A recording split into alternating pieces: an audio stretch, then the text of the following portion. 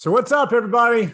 Welcome to a new edition, the latest edition of Behind the Visual, where I talk to all those people responsible for creating those images and videos you see out in your world every single day.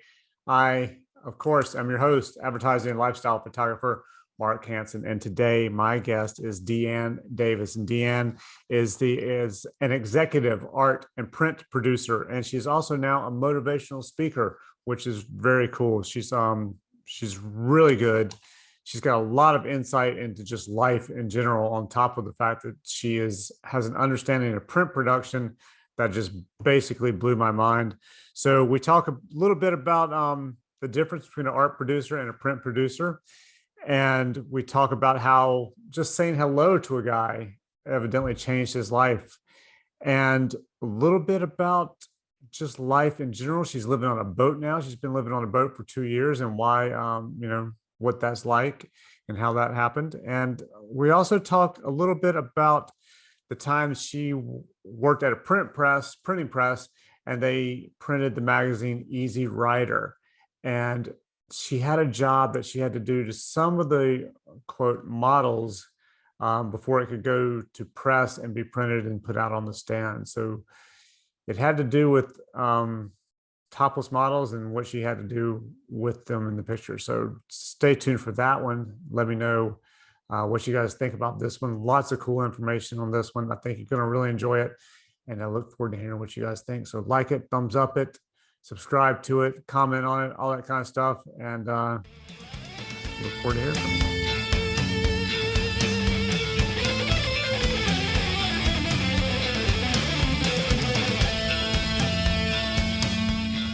I've been talking with a friend of mine for years about doing a podcast. We're like these two women who talk about all these female issues, kind of being the first generation of women out of the feminist movement, and now that's impacted us as professionals and women and relationships and all this stuff. It's truly fascinating. Well, you should do it. Everybody's got one nowadays, it seems like.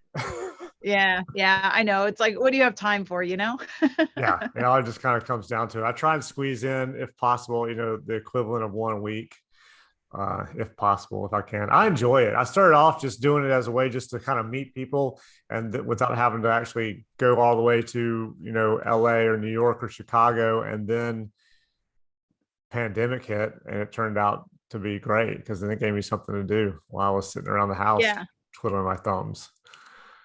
Are you back working yet? Yeah, I've been back for actually over a year now, I guess. I mean, I started back June, July probably of last year. Okay.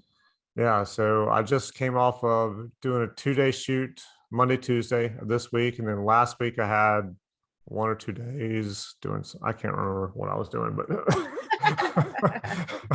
I do know I shot Monday and Tuesday of this week, and I know I shot something last week, but I'd have to go back and look and tell you what it was, because I cannot remember. And then I'm going to Atlanta to shoot 5 days. I leave Sunday night, so I'll shoot Monday through Friday in Atlanta next week. So it's definitely picked back up. I'm still mostly on the boat. Yeah. I'm still on the boat, which I'm like, I hope I never have to go back to commuting. I'm like, I never want to do that. Are you doing everything remotely? Like, do you go on shoots? Like, did you used to go on shoots? I did at different agencies. Different agencies have different capacities. Like 72 and Sunny is pretty interesting. They have the art buyers do things, and in other agencies, the print producer does them. So it just depends on how the agency structure is. What's the difference between art producer and print producer? So the art producer's real specialty is resources, right? Knowing who does what and what kind of look and feel there is, and who's in and who's out. So their time is invested in knowing who to go to for certain projects. I'm the person who goes to understand the technical aspect of it, the usage needs of the images, and how to produce everything for actual fabrication, whether it's digital or print. So I'm the one who has all the technical information. So you're the one figuring out if they say we need a big billboard. Exactly. You have to do. So I'm the one that comes to with the aspect ratios and the resolutions and the camera sizes and the pixel sizes, and some of the things that I also can add to that maybe an art buyer is looking at it from a creative point of view, which I still believe print producers are creative output.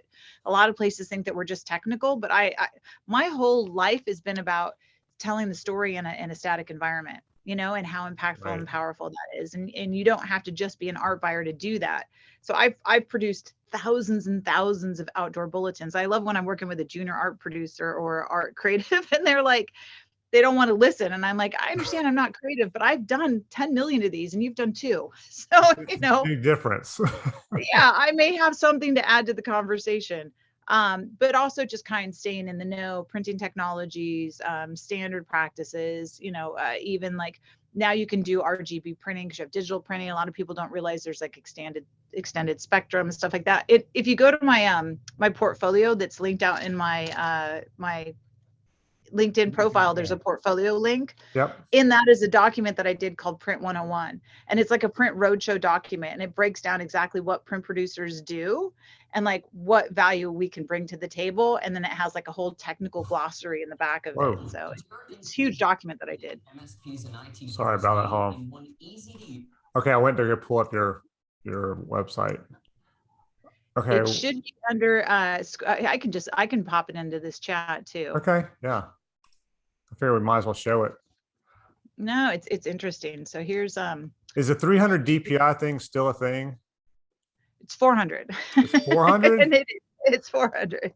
But it depends on what you're doing. So the DPI is based on the vantage point, right? So it depends on how far away you're looking at it. So that Squarespace I just sent you, there's a training at the very bottom. It says resume, about, and then training. And if you click on that training, up here. Share my screen here.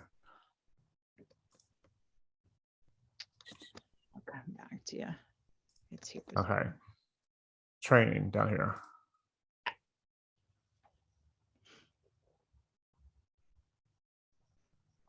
Okay, so if you're talking magazine, is that 400 DPI kind of a thing? Yes.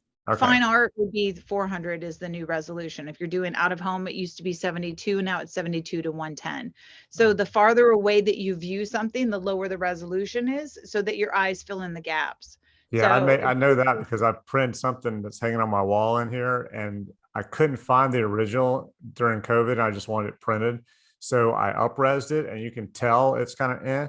But from a distance, it looks fine. It looks great. Yeah. But a friend of mine who's a photographer came over, and the first thing he did, because it's a picture of Venice, Italy, and his family lives in Italy. So the first thing he did was walk up and put his face right to it and went, "What the hell?" And I was like, "You're not supposed to look at that close, man." Yeah, a lot of people are like, "Oh, can't you do interpolation and can't you do this?" And it's like you can't add information that isn't there. Yeah. Right?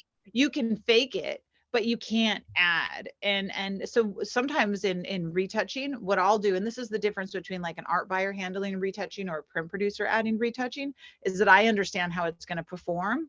Yes. So I know what to do to it to make it perform better. The other person is just looking at it on their computer screen and it's internally lit. You've got thousands of colors. You've got all these different ideas. So it's like, I know that CMYK printing is a muddy process. It's an additive. It's not a subtractive, whereas RGB is a subtractive because it's internally lit.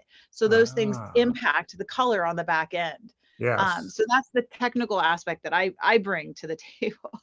Well, I need you here when I print stuff from my computer, because I understand that's the whole principle behind it, but it still pisses me off when I'm looking at it on my computer screen. Totally. And then I print it and it comes out and I'm like, this is not the same.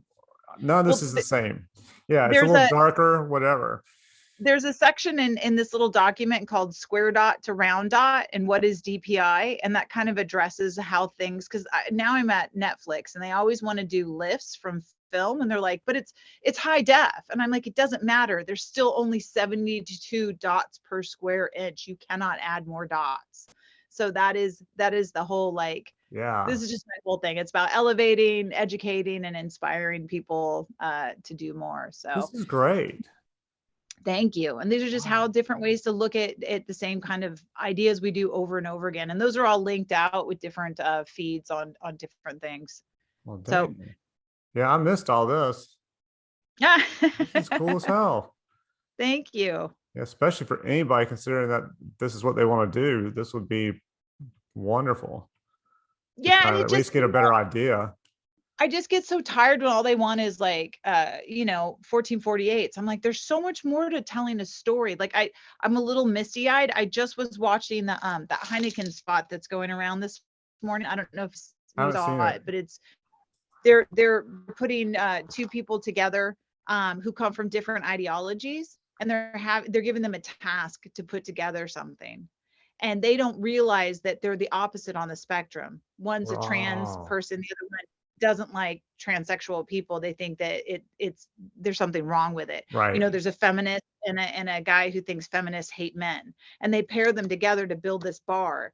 And then after they've spent this time together building the bar, they show a video of their original interviews. So now it's been revealed to the other person that they already had dislike for them before they started the project.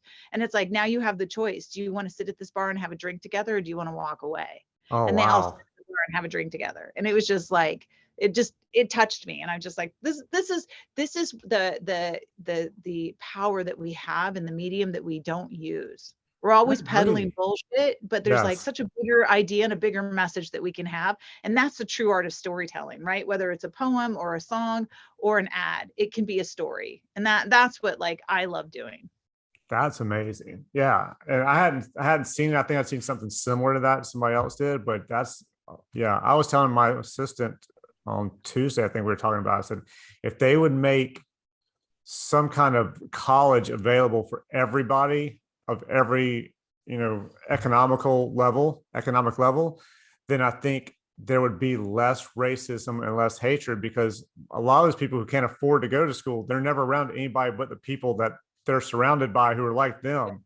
But if you go to Yep. school and you actually branch out a little bit instead of staying with your little group, you're going to meet a trans person or a gay person or a black person or a person from Asia, and then you understand that they're not all the same, and everybody's not. You're not. It's harder to hate somebody when you've actually met them and like them a little bit. What 1000%. I remember when the Boston bombing happened, Yeah. and the first thing that came out of my mouth was, I wonder if they felt connected to their community.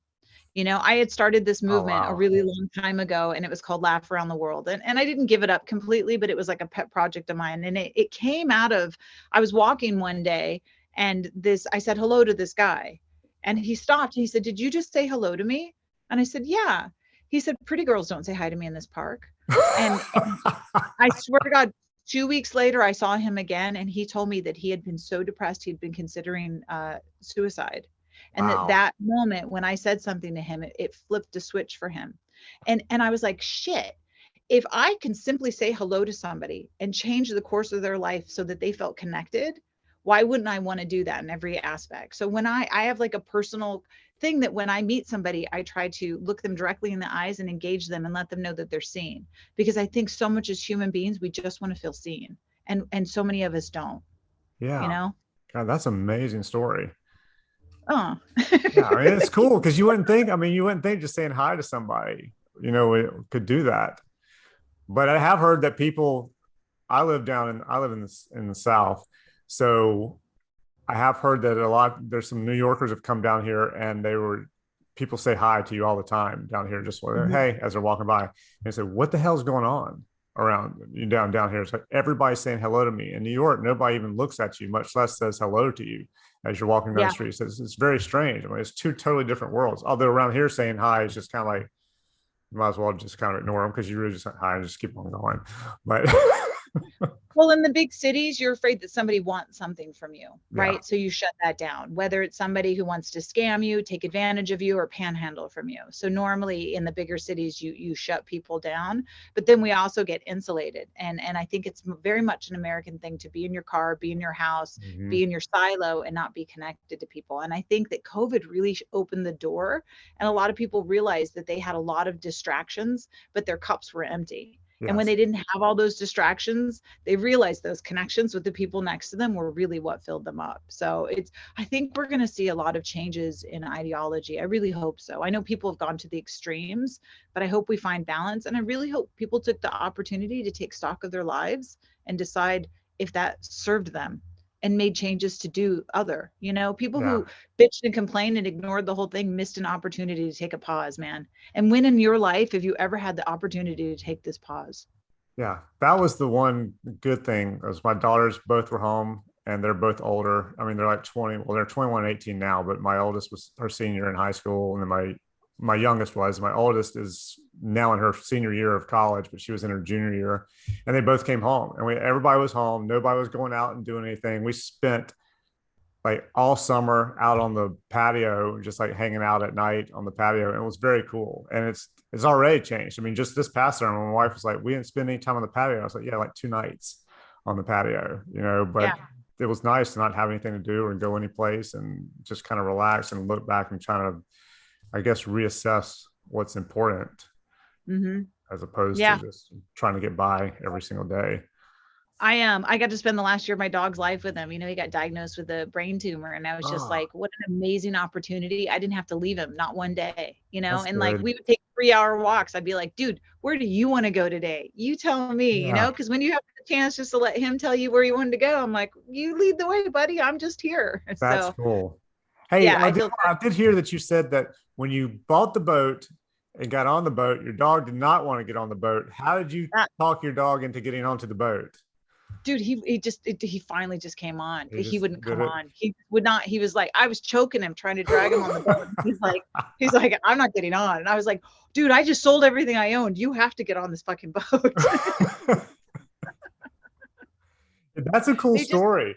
That whole little yeah. thing you did. That was cool. Did you okay, it was that I saw on Instagram you have your list of your executive art and print producer and then a motivational speaker. When did the motivational speaker part pop into It that? just started. It just Okay. started. But It's cool. it's been amazing to me that through COVID, but especially during COVID, I had women I didn't know from all around the world reach out to me and tell me that I inspired them to live a bigger life. That they were, a lot of women, especially middle-aged women, if they were by themselves, they thought they had to stay isolated. Yeah. And it's like, you can go live a full life by yourself, and there's that fear. I have so many friends who are like, oh, I could never do that. I'm like, yes, you can. Yeah. You can do anything you want to do. You just have to choose to do it. But we always feel like we need somebody else by our side to walk through things. So it's been really amazing to have these women go, oh, I went mountain biking by myself. I went camping by myself. I bought a paddle board. And even the women that I met on the road, they were like, wait, you've only been on a boat 2 years and you're just out here by yourself, just going up the coast. And I was like, well, yeah. And they were like, holy shit. And I'm like, why is that such a big thing? Like you want to do it, go do it, Yeah. not to be reckless. You definitely need to be safe about it. But it's like, man, if I didn't do things because I was afraid, oh, that's not the existence I want, I think it's a I great just don't. message. Yeah, I'm Yeah. trying to teach both my daughters that they don't Yeah. need to have. Well, my youngest one doesn't care about boys at this point. She's been so involved in sports and school that she's just doesn't have time. My oldest finally didn't get a boyfriend until like her last semester of high school, but I just try to tell them just exactly what you just said, that they don't need somebody else. They can do it on their own and don't be afraid. I tell them all, it's like, if it scares you, but it's not going to kill you or harm you, and it's also a good opportunity, you need to go ahead and do it.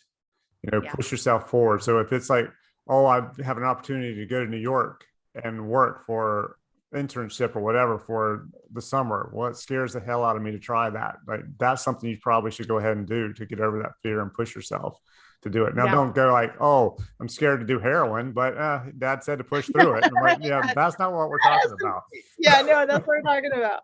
It's interesting. And I don't know if this is what you're planning. If I don't know what the deal is, if we're recording now or we're just getting to know each other. But like, Kind of both. I grew up a very difficult childhood. I had a very, very emotionally abusive childhood, and suffered with alcoholism. And I quit drinking when I was 23 years old. Oh, And I wow. remember I made a promise to myself that I was no longer going to sit around and talk about the life that I wanted. And then if an opportunity came, I was going to take it. And so I've had this motto since my 20s that if something comes up, I do it. And so like if an opportunity presents itself, I'm like, okay, that's the door I'm walking through.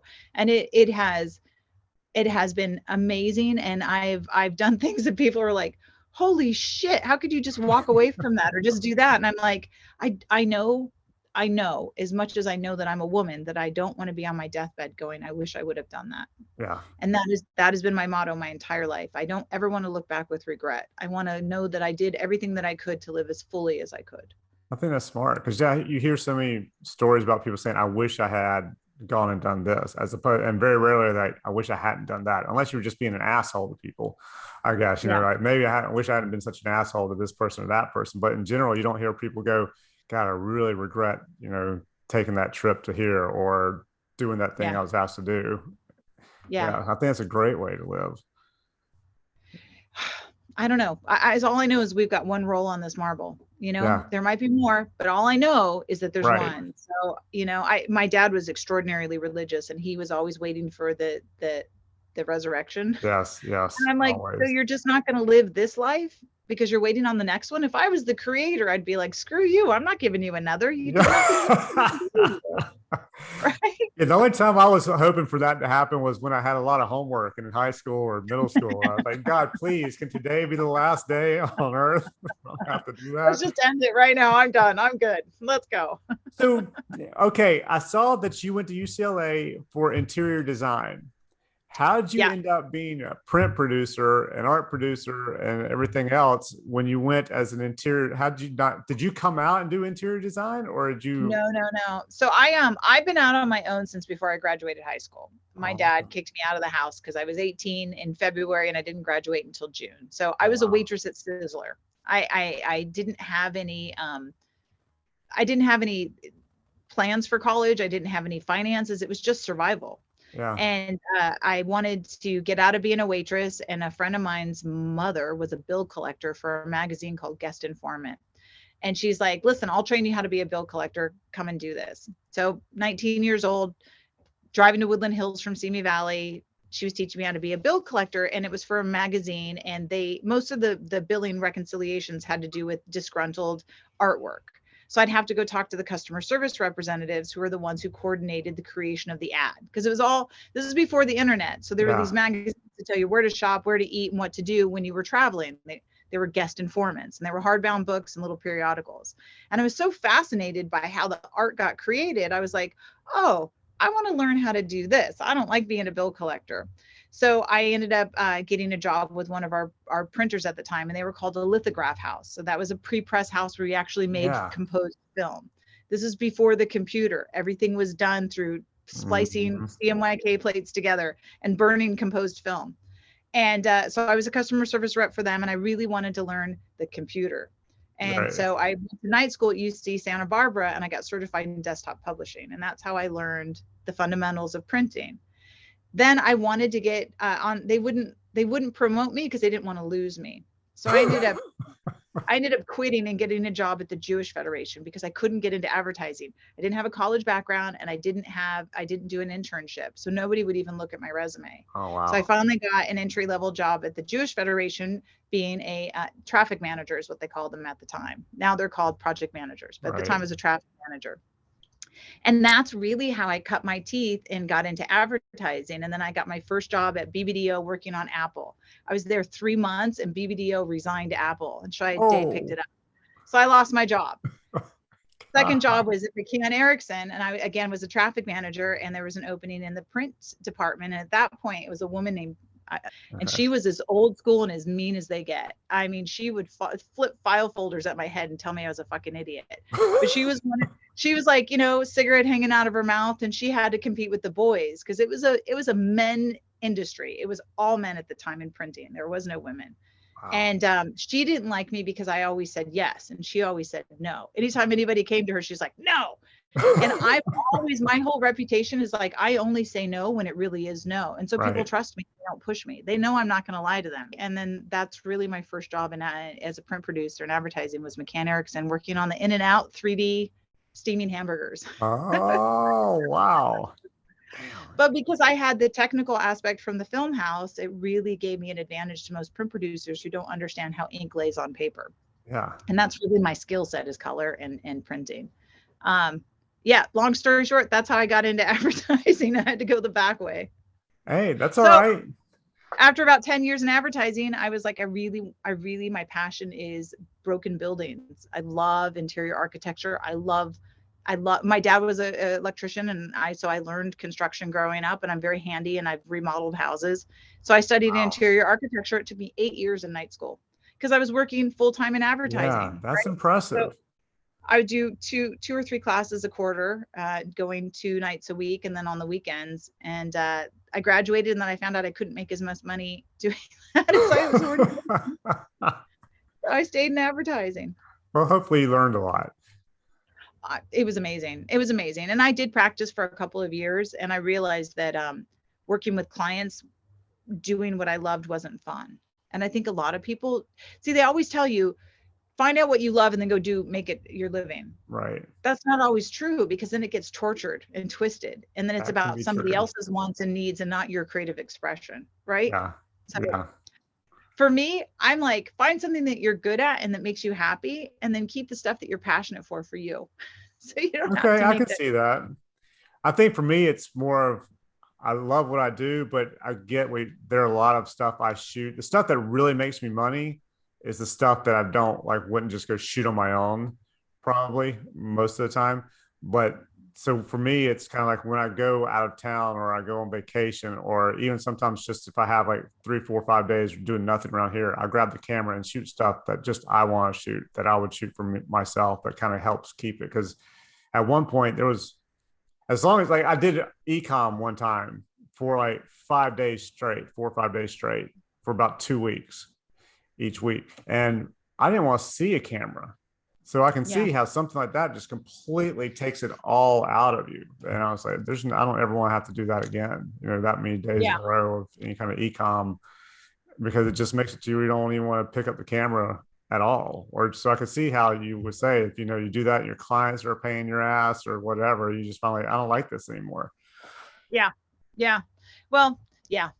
I still like fixing broken houses. I had a friend tell me once I needed to stop buying broken houses and dating broken men. And I'm like, story of my life, man. I'm sold on fucking potential. Well, you could probably take the houses and keep doing those. Maybe just get rid of the broken men. Aren't we all? Yeah, I we're say, all. aren't we all a little broken? Yeah, there is no. When my daughter said something the other day, it was about a normal family or a normal something, and I was just like, there is no normal. And if anybody tells you they are normal, they're completely lying, because nobody's normal. I don't even know what normal is. I guess normal means very boring, nothing out of the ordinary, leave it to beaver, kind of, I don't know, something that people don't actually experience and have in real life. Isn't that funny? I mean, not to get too esoteric, but it always trips me out that your reality really is of your own making. And I Yeah. tell people all the time when they say, oh, you made me do this, and it's like, nobody makes you do anything, man. If you're not the one in your brain deciding how you feel, then who is? And I know that it didn't happen until my mid 30s that I realized I no longer wanted to live a reactionary life, and started to actually put some work into learning how to not do that. And we see it over and over again when people act out and they're so aggressive and so angry. That's because they're coming from those hurt places and they're reacting. They're not deciding. Like, you get to decide what kind of human you are. You don't have to react from all those broken places in yourself, and to me, that's the beauty of the journey, is getting to that place where you realize you get to craft it and orchestrate it. And Yeah. when you are empowered with that information, it changes everything. I agree. Everything. Yeah. So it's like, how do you bestow that on people? It's like that those epiphany moments. There's that one saying, it's like, well, you see when you see. And I used to say that all the time. And one day I said it and I actually understood it. And I was like, oh, Yeah. oh, now I get it. Well, yeah. So if people say, like my daughters are talking about people saying stuff on Instagram or whatever, and they're mean, and like, what you have to think about is what's going on that makes, because I told them, it's like, anybody who's knocking somebody on Instagram or in real life or whatever, and they're talking shit about the other person or what's going on, you need to look at them and like, what's wrong? Because if they were happy with themselves and their lives, they're not going to give a damn that you went and ate 14 hamburgers, for the day. They're not going to criticize you for that, because it doesn't affect them and they're happy with what's going on with them. So you got to really pay attention to that. So if you put something up and somebody says something about you, you need to look at it as there's something going on with them. Yep. That it doesn't have anything to do with you. You just happen to be their outlet for whatever that happened to be at the moment. Even in the workplace, right? Over and over again, we take on other people's issues and try to deal with them or fix them or solve them. And I got to this place where I'm like, that's your work, man. That's not mine. I've done mine. Here you go.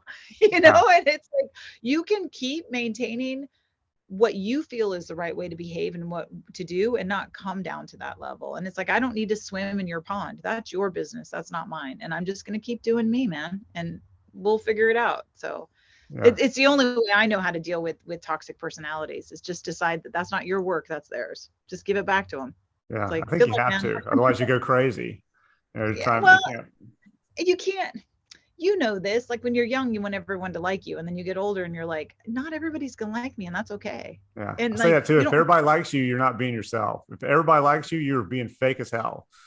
Correct. Yeah, because you've got to take a line somewhere that somebody's not going to like. And Yeah. I don't want everyone to like me. I only want, you know, if you don't like me, that's okay. I can still respect and work with people that I don't like. And Yeah. that is, most people don't understand that. They're like, oh, I hate this person, I don't want to work with them. It's like, I can find something in even the most toxic person that I can learn from. Right? That's There's good. something in Yeah. all of us that we can look at and learn from. And you can, it's just how you choose to frame it up. So Yeah. that's the journey. It's understanding where the lessons are. That's smart. Yeah, it is. It all comes down in your perspective and how you decide to see it. Wow. Sorry. That is the ringtone I have for a friend of mine who talks all the time. whenever she calls, that's what it does. That's everybody's ringtone. Oh, so hey, tell me, what was the first big project you worked on? Do you remember? The one, was there something where you did it and you're like, I better not blow this? You know, my first like really big client that I worked on was Boeing, and it was always very intimidating to me because it was a lot of men, and it was a Yeah. lot of men in military and aerospace, and they all had big mustaches. They're all just like, it was a very misogynistic team that I worked with, and just kind of feeling like I was because I had my own issues with not having a college background or kind of coming up in it. And Right. I felt like kind of backdoored my way in. And so I always felt like they call it the imposter syndrome now. Yes. But at the time, there wasn't a name for it, but I definitely felt that. And I think when I successfully navigated this campaign, and I knew that they didn't think that I could do it. And then when I did it, and they were like, the head creative or campaign manager came up to me and he said, I owe you a big apology. I never gave you enough credit. And he goes, you're really good at what you do. And I think that was my first like, yes, Yeah. I got this. Yeah, I So can that see was that. pretty amazing. Yeah, I would think it'd be tough. I mean, my wife is she's a COO of the company that she's with. It's the outpatient rehab center, and she's now COO. And it's now more of a mix, but it was a lot of men. And when she went in there, like the guys who ran it were all men, but she's very determined. Like my wife goes in and is like, hey, she's very type A. Let's just put it that way. So it took a while, but I mean, people now, even like these patients who look at her as like, oh, she's this little woman and she's blonde and she's pretty, and I think they discount her from them. And then she starts talking, and then they're like, oh shit. I mean, so I would think as a woman, especially in like advertising and what's like this, it would definitely have been a little difficult at first until you get that reputation behind you. It's interesting that that you just said it with your wife being pretty. That adds a whole other Oh yeah. layer to the mixed gender environment, right? And it's like, I think I always struggled with I didn't ever want to be seen as what I look like. I Yeah. wanted to be seen for who I was, right? The whole package. And that's Yep. very difficult because men are just complimenting you or looking at you in a certain way because you are. And we're like, yeah, but we're not just that. Right. We're Yeah. all of these. Yeah. I And then think if if you you're a get, little mousy and nerdy looking or whatever, and you're not overly pretty or you're just kind of plain looking, probably have a little more respect for you at your job. And then if you come in and you are 100%. pretty, they probably just like, oh, she's just a pretty face and she's probably stupid and got by on her looks her whole life or whatever they're thinking, I guess. Totally. She got that job because of how she looks. Yeah. And that is a common thing that used to be said, is that you got that job because you're pretty. And it's an unfair, but you know, I said this to a girl just the other day. I was in Catalina, took my boat with a couple of friends over there, and one of the harbor master patrol girls was a young girl. I said, good for you, man, because it's always men out here. I love seeing Yeah. you. And she goes, man, is this your boat? This is so cool. Are you here on your own? And la la la la. She goes, maybe I need to get more tattoos so that people see me and respect me. And I said to her, I said, honey, I said, you don't realize what power you have. They're underestimating you. You've already won. You don't have to prove what you know to anybody. You know that you know this. And if they underestimate you, then you're that much more powerful. So don't worry about it. Just keep doing you. And I just saw her light up, you know? Oh, It's that's like, great. as women, we feel like we have to prove our worth. Yeah. Screw it. Let them think whatever they want. It just gives you more power to observe if they don't expect it and see it coming. Yeah. I did that with an assistant of mine. She was with me in Miami, and didn't really have anything to do with that she was female or her looks, but it was for a Hispanic client and a magazine. And so we went down to Miami to shoot at this woman who's like this big Telemundo. I don't know what she does. I don't know if she's a news person or if she's on some show or whatever. But everybody was speaking Spanish, and my assistant's full Cuban, but she looks very white.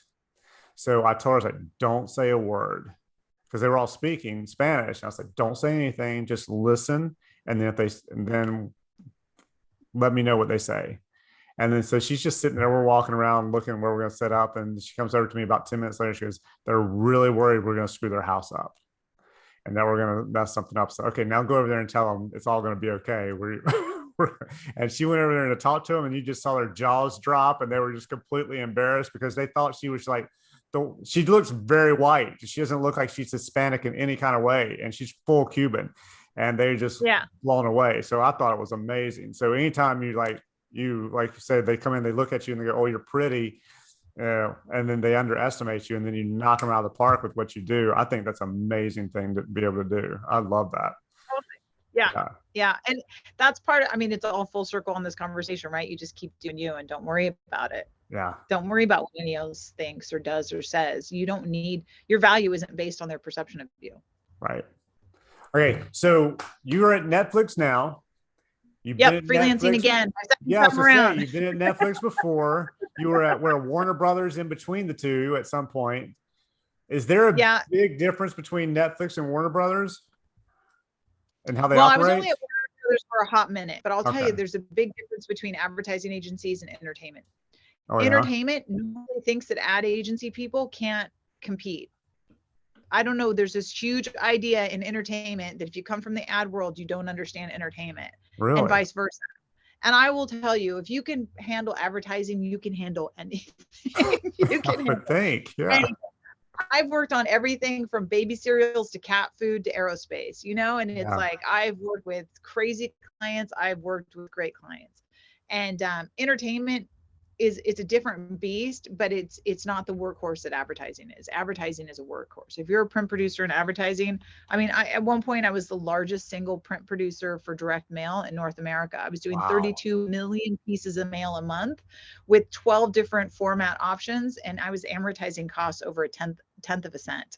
You know, I mean, it was massive program that I was handling. So it's like, if I could do that, I can do anything. You know, no kidding. I was going across the border into Mexico doing press checks, and I'd have cars pick me up, and it was insane. It was for AmeriQuest Mortgage. So I feel kind of part of the economic fall of 2008. So you helped facilitate that? Is that what you're saying? Oh yeah, predatory lending. That was all me, man. Yeah. Well, thank you. Yeah. So everyone that picked up cheap houses, I did that. So yeah, you helped. So what's the deal with Netflix? Where do they get?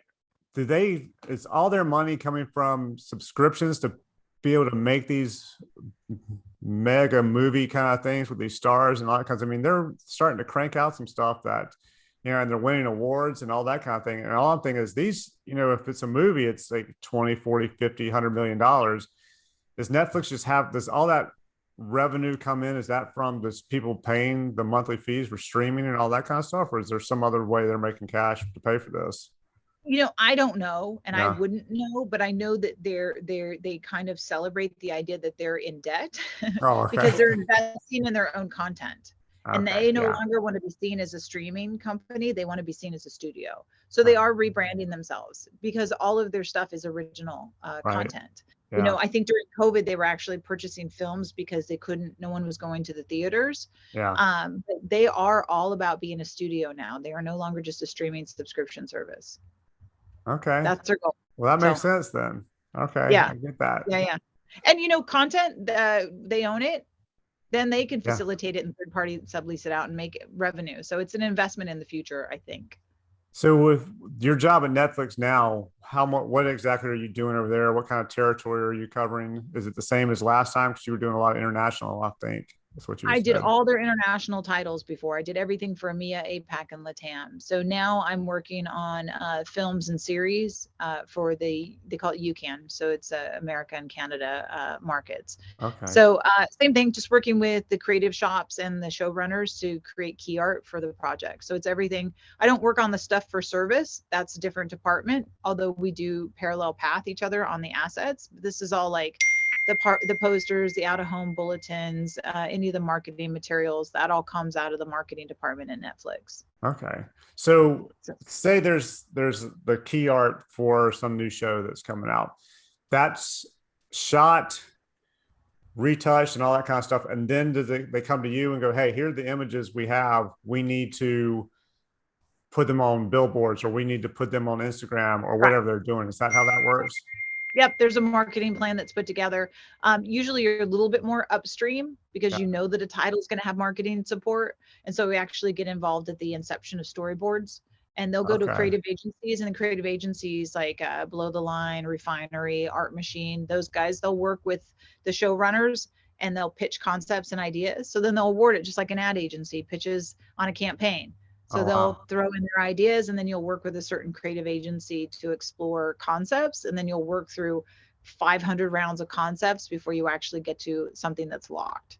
So I'm working on a few titles right now. There's something called Sex Love Goop with Gwyneth Paltrow. I'm also working on the final season of Narcos, which has some amazing art that's being actually hand Oh painted. yeah. When's that coming out? November. Okay. Yeah, because I've watched all of them so far. I'm like, all right, I'm ready Yeah, for this the is the next one. Narcos Final Blow, and they're working with a street artist named Gustavo something, and he's actually hand painting the key art, so it's going Oh to be wow. amazing. That's Amazing. So cool. yeah, I mean, sometimes you get to work with some really really fun things. Other ones, it's just like hodgepodge together. So it just depends. I've done everything from K-pop to My Little Pony. So Wow. Okay. Do you have okay? So when they're deciding how they're going to shoot and what they're using it for, are you involved in that? And do you have any say, like, if the photographer's going to shoot it? Do you go, okay, well, I get that you've got a 32 megapixel full frame camera over here, but we need you to use the medium format camera. Is that you, or is that his decision or her decision, whoever the photographer is, or does it it matter? depends on the campaign manager. Even in advertising, if they actually loop me in, it's always better if they do, because then I could Yeah. advise on this. So there's like I even put a slide in my deck called out photography best practices, and it's Okay. kind of like the things to look out for. One of the things that I can help sometimes, and this when you're working with somebody and you're so drilled down, you're not thinking about outside ideas, you're just Yeah. thinking about what you're trying to accomplish. And so I'll come in and be like, hey, don't shoot that grain in lens, let's do that in post, because if I need to scale it for out of home, that grain is going to scale with the photography, and Oh you're now yeah. going to have something that should be small be the size of a bus, and it's not going to be perceived the way that you want it to be. So those are things that I can kind of lend some insight to, Okay. or even like capturing things in lens versus doing them in post. So like we had a scene called Elite, right? And they had the whole cast on the floor and they covered them all in blood. Well, guess what? There's 12 countries I can't show blood in. So I couldn't use that art for those countries, but it would have cost hundreds of thousands of dollars to retouch the Oh blood out. yeah. So it's like it would, even though it was fun to capture it in lens, it would have been easier if we actually added that in post. Right. Or you did two setups, Yeah. So at or least shoot it twice or something. Yeah. shoot it twice. Yeah, there's all these different ideas, but people don't think about that when they're just doing the creative execution, because they're not thinking about the implications that it might have at the end. So I'll do that too, even when we're doing, for photography, when you're doing an out of home campaign, you're going to have an extreme horizontal, right? So it's like, Right. let's shoot some back plates, because you don't want to shoot the talent so far away that you have the entire background. You want to be close in on their face, but then guess Yeah. what? I'm not going to have enough canvas for the format. So those are things where I'm like, let's shoot some back plates so that you have that and then you can impose them, in post. So those are kind of things that a print producer will add to the conversation. So if they're smart, they'll consult me and I will save everyone a lot of headaches. If not, it's a lot of like, oh, I didn't think about that. Yeah.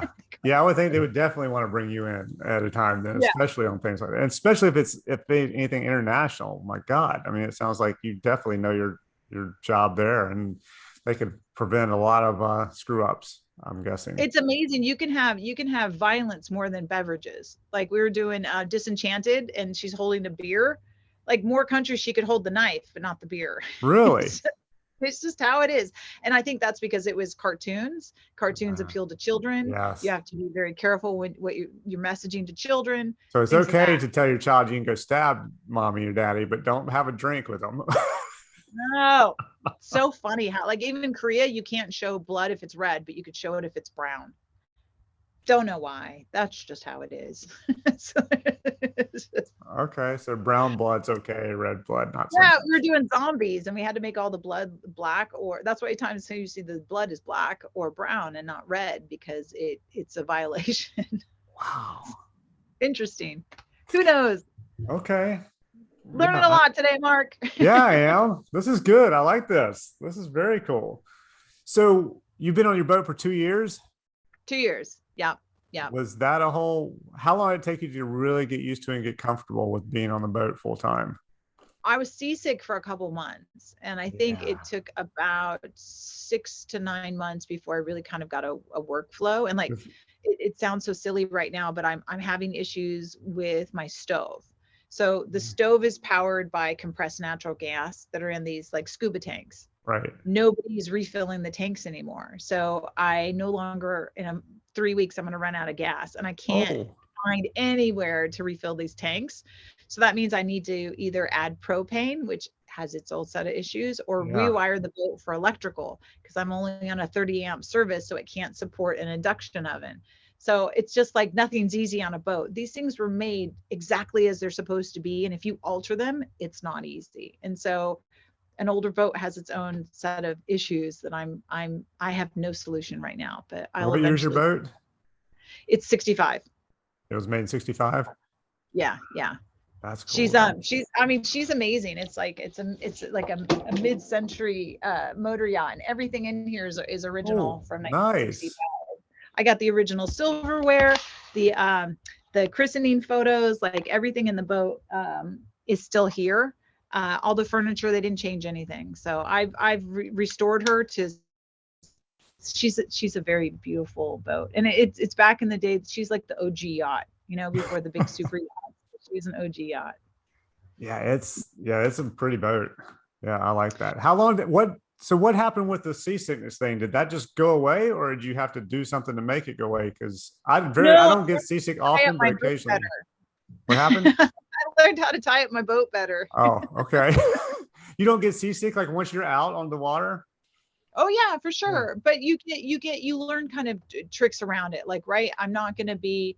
I just stayed in Catalina on the backside, and I was just on a single hook, and so you spin a lot, and so you get to where you're sleeping, you can actually kind of feel the boat moving, and Right. you're fine. So you go back on land, and all of a sudden, when you get on land, I call it land sickness. So I get the reverse. Like I've been on this boat almost the entire COVID. So when I go out on land for any extended period of time, I still feel like I'm moving. So it's the Oh, wow. opposite. I get land sick more than I get seasick now. But there's Man. something, and I talked to the guys here.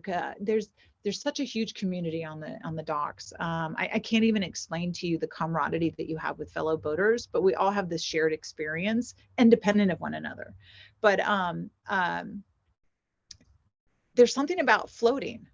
I don't know if being on something that isn't grounded to gravity changes your mood, but there's a euphoria and a freedom that you feel when you're on your boat. And I genuinely think it has to do with gravity. I really, really do. Because I don't know why it's such a change when I'm only 10 feet from shore. Right. Why is it that I have this feeling that's so different when I'm on my boat? And everybody who comes and spends any time on the boat goes, yeah, I just feel like alive. And I'm like, I think it's the loss of gravity. That's the only thing I can think about. So it's something, but there is this feeling of being independent and remote and free. It's intoxicating. I don't know that I Yeah. could ever go back to living on a house. Wow. All right. Yeah. I like that idea. I don't know if I can talk Yeah. my wife into it, but I like the idea. Yeah. You can always just rent a boat. I think renting sailboats and going, I have a friend who does it every summer in the Caribbean and just goes and stays on a I need boat. some So definite lessons if I'm renting a sailboat though, because we just got one of those little catamaran crappy things at the resort that you can get and go out. And yeah. I was great when I was going with the wind, but when I tried to go back the other way, I ended up jumping out and swimming and pulling to everybody. My entire family was on the damn thing. And I'm like in the water going, Trying to because I get them. couldn't figure, and then I watched another boat go right past me. I'm like, what the hell am I doing wrong? I Yeah, couldn't it's figure it out. tacking, man. It's learning how to tack. It's nothing happens fast on a sailboat, that's for Yeah, sure, you yeah. know? Yeah, especially when Um, you're in the water trying to pull it. yeah, I mean, I'm still learning to navigate and do certain things. Docking in the wind is not easy. It's Yeah, difficult, especially when you're like, I mean, this boat's 41 feet by 14 feet. It's no small thing. And yeah, you're on a wow. viscous surface that has tides and winds, so there's all these things.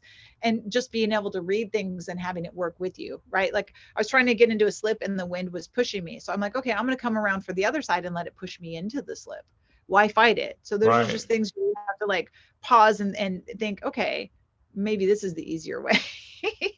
Okay. So Well, just that's getting into smart. it. I don't know. I don't know. I mean, there's lots of things I know and lots of things I don't know, and figuring it out is kind of fun, Yeah, I can see right? that. Absolutely. I think, So yeah, every day's an adventure, probably. my first time sleeping on a boat, I was on vacation with a guy I was dating about 3.5 years ago, and we Airbnb'd on a boat in the Florida Keys, and they Oh, had a wow. kayak. We had a kayak out to the boat, and it was just moored, and did an Airbnb, and that's when I was like, yeah, this actually might be kind of cool. I think I might want to do this. Maybe that's how I But start off. I just do yeah, that. yeah, just do an Airbnb and see if you like it. Yeah, see if So I don't get too sick. there's no place for your art or your beautiful cameras. That's So true. Yeah. Well, I could just get, I'll just get a yacht. yeah, Yeah. everything I have is museum puttied down. Like all Oh, of my yeah. stuff, Oh, I it's all bet. Yeah. it's I all hadn't thought about museum puttied. that. Well, yeah, you're constantly moving, even here in the slip, even though you don't have tides, Right. the boat moves, and sometimes assholes go by way too fast, and they don't realize the wake moves the boat, and things break and fall. So you got to have it all secured at all times. Um, and getting rid of all of my stuff was another process all in itself. Letting go of things that you love. Yeah. Yeah, yeah. And I had some anguish over some things that I got rid of, but the more I got rid of, the freer I felt. And last year I got rid of my car. Now I don't have a car, and I Oh, don't want a wow. car. And I'm gonna see just how I don't, not detached, but how like stripped down life can be, and how much simpler and easy it is. It just like I was trying to explain to a friend that a car, we always think a car is freedom. It's not. There's actually a lot that it ties you to. Oh, It yeah. makes you get jobs farther away. You have friends farther away. You have things farther away. So then you spend all this time in the car. And like, I don't have that anymore. Even when I go into Netflix now, because they have us going 3 days a week, Yeah. I just ride my bicycle to the shuttle. And I'm like, this is great. I Well, can ride that's my cool. bicycle to the shuttle. I take the shuttle in. I don't have to get a car. So So is everybody in on the same 3 days or is it staggered different days? yeah, that doesn't make any sense to me. It's all the same days. So I don't know how they're going to alleviate people in the office when everyone's on the same three Everybody. days. Yeah. Okay. All Yeah, right. Tuesday, Wednesday, and Thursdays, with Mondays and Fridays being flex. So Okay. Hey, do you have a favorite project you worked on throughout your career? huh. No. No. Okay. no, That's fine. no. That's fine. Have you traveled? Okay, I saw you traveled a lot on Instagram. Is that for work or is that just for you? Does it have like I shots of you in kind of Italy travel, and but nothing extensive. I've uh, gone to New York for installations. Red Bull, I did a lot of traveling for events. I lie. I loved the Red Bull events more than anything. I loved the Red Bull events. I yeah, loved working on those. They were crazy. You'd be at like 2 a.m. at the local copy center getting shit done, like in an Uber with like a sign sticking out of the side, and like just figuring out stuff at 2 in the morning. You're like, oh my God, we have to like cover this berm with some sort of like branding. How are we going to do that? So that was like, on your feet thinking. So that was super fun. And being involved in those events is fantastic. So I did a lot of the Flutog soap boxes, and the Red Bull cliff diving was one of my oh events. wow. So That's yeah, those are fun to be involved in. yeah, I bet. All right. It looks Yeah. like we got about 5 minutes till we hit an hour. So I'm going to ask you the last question. And then if you need to run, you can run. What's the strangest, coolest story you have or weirdest thing that's happened to you since you've started in this whole business of producing and working in advertising studios? The weirdest? Or I just keep something thinking you about. just like, I can't believe this happened kind of a deal. I keep thinking about when I very first job in at the pre-press lithograph house, and I was doing all the Easy Rider in the Wind magazines. And all the guys would show up on their Harleys for the press checks, and they'd bring a 6-pack of beer, and they got all their leather stuff on, and they'd be like going through all the blue lines. Do you remember blue lines? So you would No, actually make a one color blue line proof of all of the pages before you'd go to print. So you'd have blue lines and color proofs for all of the pages. So you'd actually flip through all of the proofs in a pagination before it would go to press. And really? they'd be like, look at the tits on this one, and then they'd be asking me questions, and here it is, I'm this 20-year-old girl, but I was also the one. This is before computers. They had a non-nude version of their magazine called In the Wind, so I was the one who would paint the bathing suit tops on the girls, and then you'd burn a separate plate with the fake bathing suit on them because they were topless So on they the were just motorcycle. painted on? Could you, Just was it, painted on. okay, did you do a really good job of painting these on? Or what did you look at the picture and go, Yeah. yeah, it's painted on? No, no, you'd know it was painted on. But it was before the computer. I remember when the computer came and you could do it on the computer, and then some genius actually was like, why don't we shoot one with her top on and one with her top off? And then, Yeah, that so would make sense. that Yeah. makes most sense. But yeah, a Yeah. lot of these were submitted photos. So Oh, there was nothing really? you could do about it. And people would send Polaroids of their girlfriends, and then they'd get in the magazine. So you'd have to put bathing suit tops on all of them. I was like, hey, that's my baby in the Easy Rider Yeah, magazine right that's there. my girl. Yeah. Yeah, that was probably the most challenging as a young woman, just trying to not get lost in all that. Yeah. So Yeah. yeah. Under- Mark, it's been an absolute pleasure chatting with you. yeah, you too. Thank you, Dee. I really appreciate it. This was amazing. And it happened so quick too. So I'm very happy about that as well.